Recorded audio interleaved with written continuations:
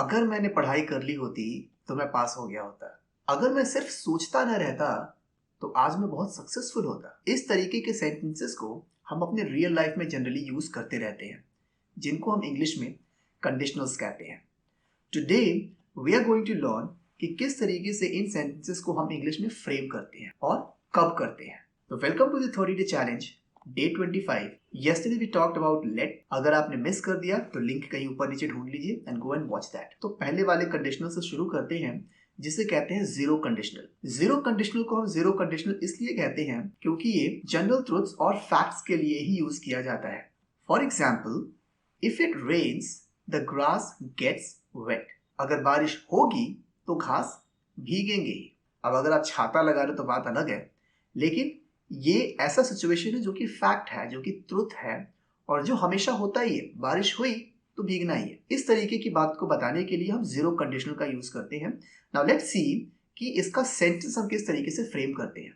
We start with if और उसके बाद पहला सेंटेंस हमारा सिंपल प्रेजेंट में होता है, जैसे कि ऊपर आपको दिख रहा होगा इट रेन्स, सिंपल प्रेजेंट। दूसरा सेंटेंस भी हमारा कॉमा के बाद सिंपल प्रेजेंट में ही रहता है, जैसे कि the grass gets wet. If plus simple present and then again simple present. Let's take some more examples. If you heat water to 100 degrees Celsius, it boils. Fact है, अगर 100 degree Celsius पे पानी को गर्म करोगे तो उसको बॉयल होना ही होना है। The next example, if you mix red and blue, you get purple. Red और blue को mix करके देखना, purple ही आएगा। And this is fact. If the sun sets, it gets dark. अगर सूरज डूब जाता है तो अंधेरा हो जाता है। अब इस सेंटेंस को हम थोड़ा सा मॉडिफाई भी कर सकते हैं, जो कुछ इस तरीके से दिखाई देगा। It gets dark if the sun sets. और जब हम सेंटेंस को ऐसा लिखते हैं तो इसमें कहीं भी कॉमा यूज करने की जरूरत नहीं पड़ती। Let's now move to the first conditional, जिसको हम यूज करते हैं रियल सिचुएशंस के लिए फ्यूचर में। For example, if it rains tomorrow I will stay at home. बारिश अगर होती है कल तो मैं घर पे ही रहूंगा, कहीं नहीं जाऊंगा। तो ये रियल सिचुएशन है, लाइकली सिचुएशन है कि हो सकता है। और ये कब होने वाला है? ये होने वाला है फ्यूचर में। अब देखते हैं कि इसका सेंटेंस स्ट्रक्चर क्या है।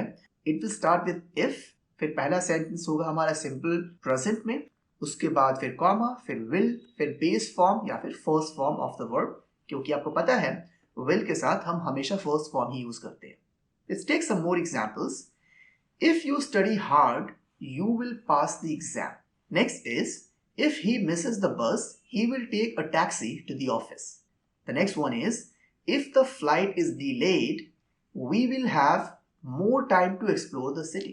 अगर फ्लाइट डिले हो जाती है तो हमारे पास ज़्यादा टाइम होगा सिटी को एक्सप्लोर करने के लिए। ये सब कुछ लाइकली सिचुएशंस है, मतलब हो सकते हैं, पॉसिबिलिटी है होने की, लेकिन कब? फ्यूचर में। इस सेंटेंस को भी हम थोड़ा सा मॉडिफाई कर सकते हैं और कहेंगे we will have more time to explore the city if the flight is delayed. Let's talk about second conditional now, और इसको हम यूज करते हैं unlikely या फिर unreal situation के लिए present में या फिर future में। याद रखना, present या फिर future। For example, if I were you, I would take a day off. Unreal situation है, अगर मैं तुम होता, जो कि पॉसिबल नहीं है। और एक चीज और, आप यहाँ पे देखो आई के साथ वर लगा हुआ है। ये सिर्फ कंडीशनल में इस तरीके के सेंटेंसेस में ही लगता है जो कि अनरियल होता है। नॉर्मली आई के साथ हम वॉज को ही यूज करते हैं पास्ट टेंस में। तो the sentence is if I were you, अगर मैं तुम होता, जो कि इम्पॉसिबल है, I would take a day off, मैंने एक दिन की छुट्टी ले ली होती। Now let me share the sentence structure here. If plus past simple plus would plus base form. तो ये इसका सिंपल सा सेंटेंस स्ट्रक्चर है, आप ऊपर भी देख सकते हो। So if I were you, past simple, I would take a day off, would plus take first form. Let's take some more examples. If I won the lottery, I would travel around the world. ये एक unlikely situation है, लेकिन जो इसका result है कि मैं दुनिया घूमूंगा, वो फ्यूचर की बात कर रहा है। एक और एग्जाम्पल लेते हैं। If I had a choice, अगर मेरे पास चॉइस होती, I would want the ability to fly. मैं उड़ने की शक्ति चाहता हूं या फिर उड़ने की क्षमता चाहता हूं। So this is also an unreal situation, और इसमें जो रिजल्ट हो रहा है वो रिजल्ट फ्यूचर की बात कर रहा है कि I would want the ability to fly.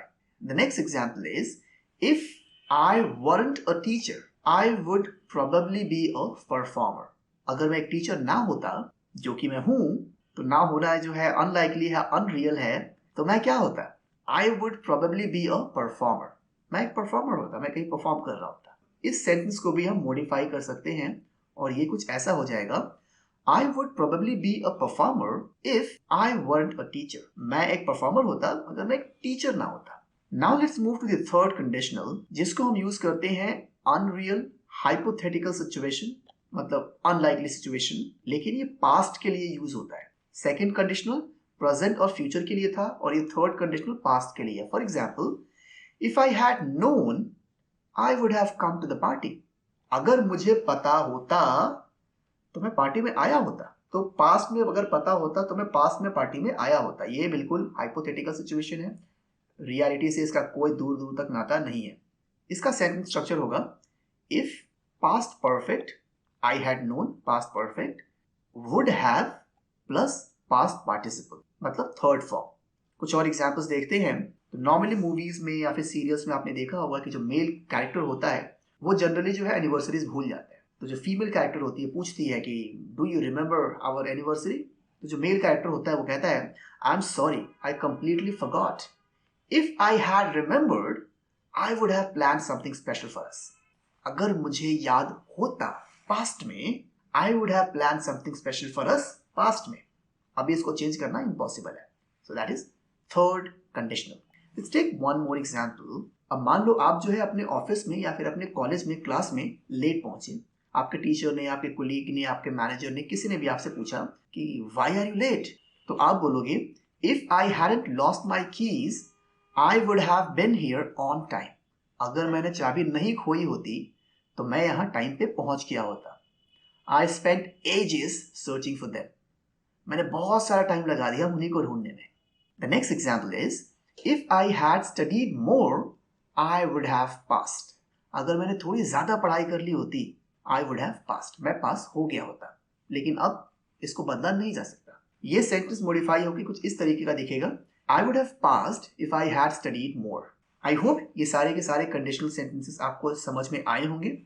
आए तो अच्छी बात, नहीं आए तो you can let me know in the comment box कि आपको क्या समझ में नहीं आया. Maybe in the upcoming lessons मैं उसको एड्रेस कर दूंगा. That's all I had for today. See you tomorrow with some new topics.